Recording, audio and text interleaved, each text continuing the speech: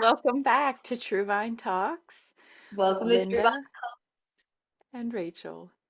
Yeah. Yeah, we're a little bit scattered, I think, this morning because we've got a heavy topic in Yeah. mind, at least for the two of us, and that is the passing of our wonderful, inspiring leader, Dr. Sue Johnson, the hmm creator of emotionally focused therapy.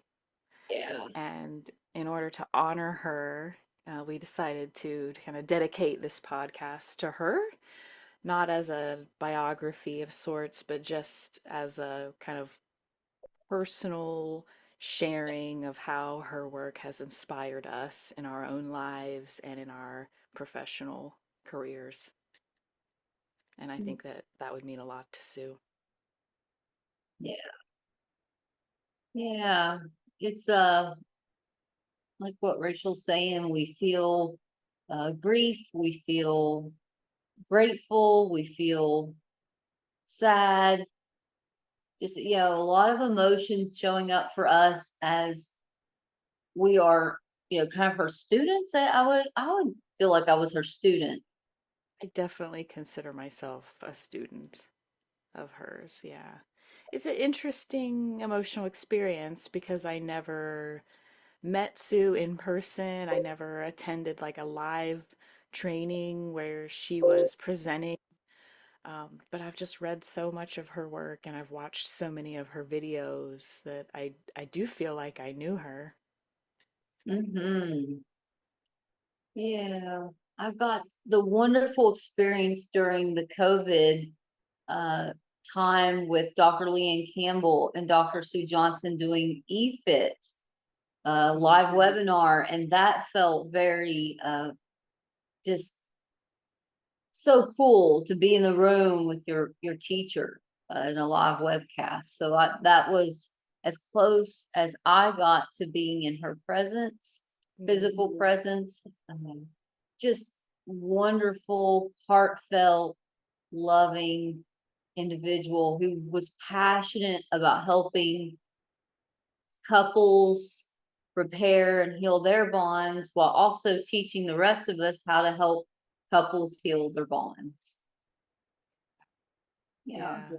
Can you share with me just what her energy was like? Because I have this sense of what it must be like from watching her videos where she's working with with couples and individuals. Um, just like that warmth and what was that like witnessing live? Oh, it was great question. It was wonderful, Rachel. She had uh, insight in how to make the right moves with couples. She was also really funny. Oh, she had a great sense of humor, huh? Yeah, she had a really good sense of humor. She would fit in uh, anecdotes from her life that were relevant and just and humble. She had a lot of humility around So humble. health. She'd be like, "Oh, I was talking too much there. Did you see that, Leanne?" I remember her saying that. And I was like, "Oh, she's very mindful of her own, stuff. I like that about her."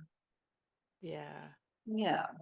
Yeah, I've always been aware that she just wanted to be Sue. You know, she was never Dr. Johnson in her mind. She was very humble and never expected any of us in the EFT community to be exactly like her. She very much promoted individuality and uniqueness within the model. Like this is just a map for us to use that she created. Mhm. A beautiful map that she watched in the 1980s. I know we did another podcast about it. She would watch her couples in a videotape and she noticed something happening. And it wasn't about the fight, she said it was about the bid for connection. Yeah. The bid for connection, you Yeah. know, the attachment. Do you see me? Do you know I'm here? You Hmm. know, such a amazing that she could see that. I mean, I wouldn't have seen it. I've just seen two people arguing. That's Right. what I would So see. like see it now, you and I all the time in our personal lives and in our work. So I think that is probably the biggest thing that Sue taught me personally is the focus on attachment and understanding all those needs and longings that are hiding beneath the surface of our behaviors. Well said. What is There's, this really about, this emotion I'm seeing right now? yeah, hiding beneath the surface. I love how you said that. There's so much going on inside of a human being in any moment. You got your inner child, you've got your protector parts, you have your manager parts, you have so much happening. And when you interact with people, if those needs aren't getting met, there's that protest that shows up. Yeah, Yeah. yeah, yeah. And I think Sue taught us to like lean into that protest, to not be afraid of it, to not try to get it to go away, but really lean in and become curious and try to understand what it's actually about, which is so unique, I think, to the emotionally focused model. I don't see that anywhere else in other therapy models. I think there tends to be like two paths, and Sue forged her own third. So a lot of other models either focus on like thoughts and cognitions. They Right. stay in that like upper level of the brain, right, where rational thought, or they go like straight to the trauma and they're like in the deep, and they're going back to the past.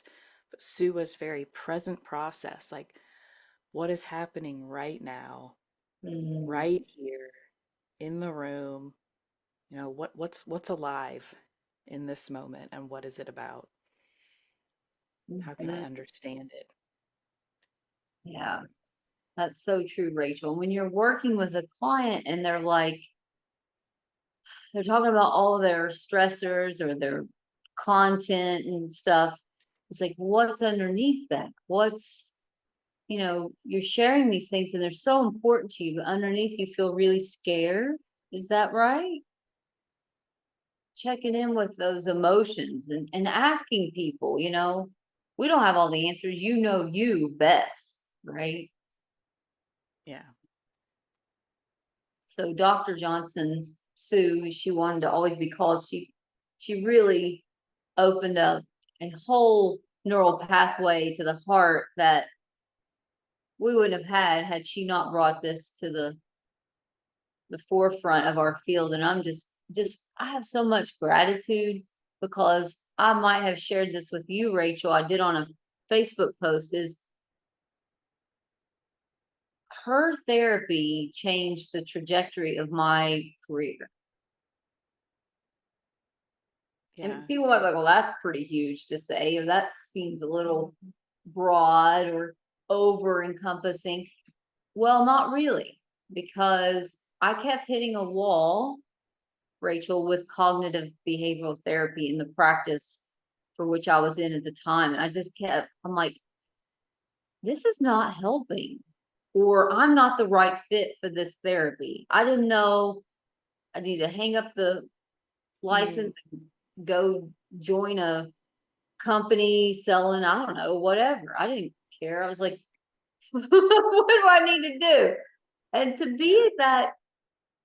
to be, Rachel, to have spent 8 years of your life and all this time and continue to just feel stuck. And I did. And Miss Shelley Coleman, who and her and Christy Eastman brought this therapy to me in the place I was at the time. I was like, this is it. This is it. So, in that respect, Dr. Sue Johnson really helped change the trajectory of where I was going because I was like ready to just, this cognitive stuff's not working, or I'm not a good fit for cognitive therapy. I'm not sure which. I don't know. Yeah. Well, you cannot think your way out of a dysregulated nervous system. Bingo. It just, yeah, you're going to run into walls if that's what you're trying to do. If we're in fight or flight and someone's telling you what you think is happening isn't happening, that feels like gaslighting. Ooh, that's good.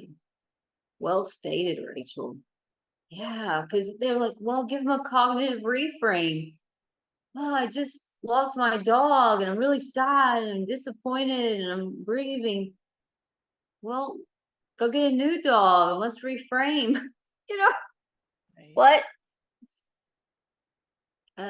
Think happy thoughts about your dog and yeah, like what Rachel's saying is so true. If I'm as a therapist, if I'm presenting a solution that's not regulating to their heart, it gets missed. There's a disconnect, and I that's what I experienced using the therapy model of cognitive therapy. I'm not knocking it. Hey, it works in a lot of areas of life for people. As long as the nervous system is regulated, it works great. People are able to take that logic and reasoning in and apply it and reframe how they're Hmm. thinking. But a lot of times in therapy, that's just not where a client is at. They're not regulated. Yeah. They're very upset for very good reasons. Hmm. Yeah. And when she would bring up, well, I noticed the water in your eyes if someone's in the room. Wow, what's happening inside? Like Rachel said so eloquently, lean into the experience, not out of the experience. Yeah. Yeah. I don't think I had ever been taught to heighten or deepen someone's emotional experience. Deepen, I could, yes, but it was like deepen the meaning Mm-hmm. cognitively, Right. not not deepen the actual emotion. Like, you know, have that person actually feeling angry in front of you, have that person actually feeling sad in front of you. I think it's so easy to um, as anybody, but I mean, even as a therapist, you'd think, all therapists are so comfortable with emotion. Not always, and not in the beginning, because we're also just people, you Yeah. know, and we're kind of taught to like, if there's a negative emotion coming up in front of us, like we want to back away from that or change it. So it is hard to kind of learn to just sit there and allow it to happen. And not only that, but like help make it bigger, help make it more real, help bring it alive in the moment.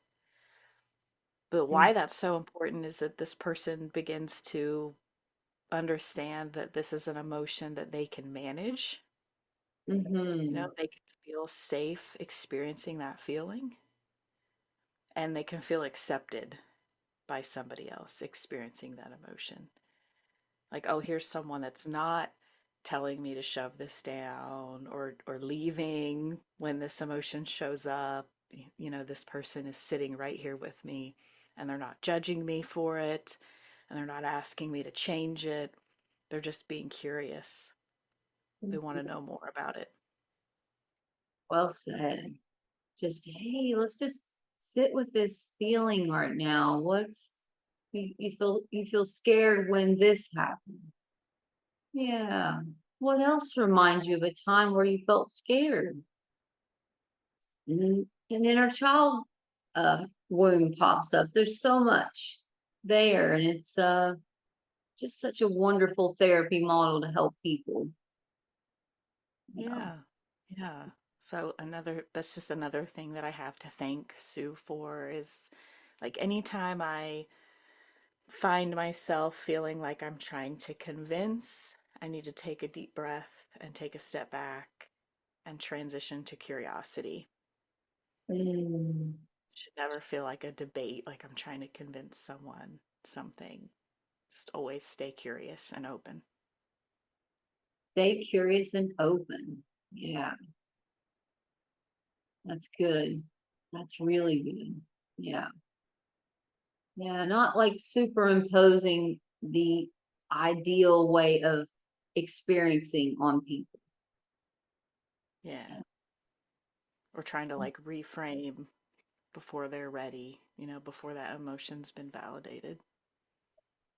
Rachel, do you feel like it's an unburdening when we get more curious versus trying to make things fit in therapy? I do. Yeah. Yeah. Yeah. It seems counterintuitive to take someone deeper into sadness or fear. Mm-hmm. It seems like, oh, that would just make things worse, wouldn't it? Like when they just become so flooded, but we're doing it in a very slow, safe way Mm-hmm.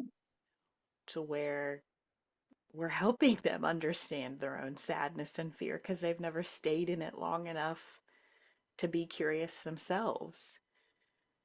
So Mm-hmm. through our curiosity, we're helping them also be curious and gain better insight into their own, thoughts, feelings, and behaviors.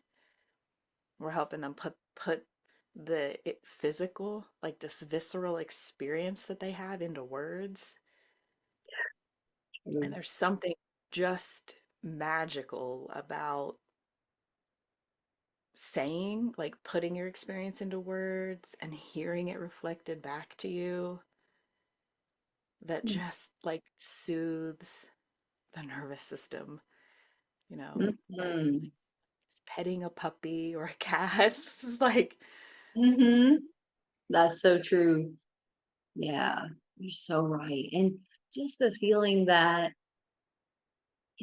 society tells me I can't be scared, I can't be sad, I can't be hurt. Oh, no, you can be all those things.